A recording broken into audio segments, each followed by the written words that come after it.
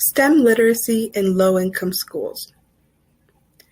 There are always achievement gaps between students since resources and supports vary from school to school, but these gaps are much more apparent for minority students who attend low-income schools. Since these schools are not provided with the physical or technological tools that other schools are, students tend to fall behind. As in all schools, the students are all having trouble with the content for different reasons. Some of the students struggle because they don't speak English as their first language, they have a learning disability, or because of outside stressors. Regardless, the students have a lack of understanding of the content and need additional support.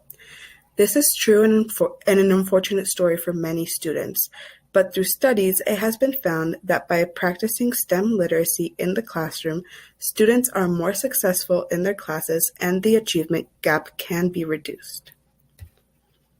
STEM literacy is the ability and the skills to apply knowledge from STEM concepts to solve problems.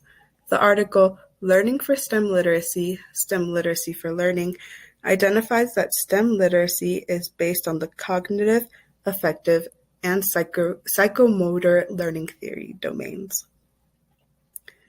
Cognitive understanding occurs when a student can conceptualize, generalize, and apply the content, and then reflect. It is important that a student is reflecting after they learn so that they are enhancing retention and transfer of material. The affective domain refers to the effects that come from teaching STEM literacy, which are motivation, self-esteem, self-confidence, belief, and attitudes.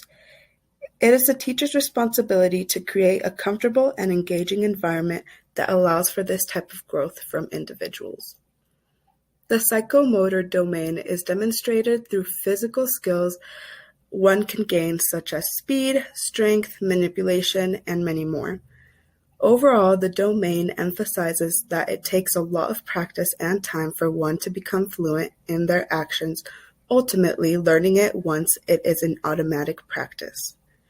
These three domains of STEM literacy help the students grow skills, abilities, knowledge, procedures, concepts, and metacognitive capabilities to gain further knowledge. The domain is by having the students do writing or reflecting exercises where they have time to think and conceptualize their understanding.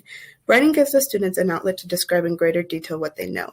The way to practice the cognitive domain is by having the students do writing or reflecting exercises where they have time to think and conceptualize their understanding. Writing gives the students an outlet to describe in greater detail what they know. These types of exercises can also help one identify where there are gaps in student learning. The best way to practice the affective domain is by continuously being aware of the type of environment that you are creating as a teacher.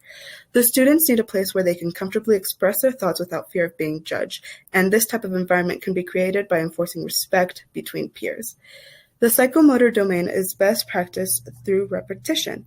In order to grow speed, strength, and many more skills such as these, the students must be provided with work that is at their level and can be done quickly.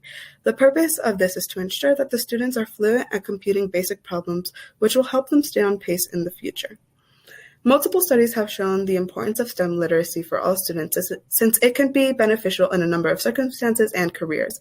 In a project students participated in, Project Excite, which was created for students from 3rd to 8th grade and was designed to provide intensive supplemental enrichment and accelerated programming for high-potential underrepresented minority students. The project was intended to prepare them for advanced math and science courses in high school. The study found that the participants of Project Excite consistently outperformed Black, Latino, and low-income peers from the district. They also almost performed at the same levels as white, Asian, and non-low-income students. A different study, VSTOPS, a thinking approach and visual representations approach in mathematical word problem solving, looks at the impacts on problem-solving strategies and student attitudes towards math word problem solving among primary school students. The study found that when the VSTOPS approach was implemented, student levels of achievement, conceptual knowledge, metacognitive awareness, awareness of problem-solving strategies, and attitudes towards math word problem solving grew. The VSTOPS and Project Excite articles truly show what actions can be taken to improve STEM literacy in the classroom and that they are successful. A study focused on learning gardens to grow STEM knowledge showed that there that it is valuable for all students to have STEM literacy in order to address ecological and social problems. It's clear from the studies that focus on STEM literacy helps students have more comprehensive understanding of all subjects they are learning, not just STEM courses. Focusing on low-income and minority students, it is important to help them grow their STEM literacy because they often face disadvantages such as language poverty, racial discrimination, and learning disabilities. STEM literacy can help these students have the same opportunities to strive in a class and can help close achievement gaps that disproportionately affect low-income and minority students. If the steps were taken so that the STEM literacy is a priority for all schools and all students, we would have better problem solvers because they have greater conceptual and metacognitive understanding and can use that knowledge to further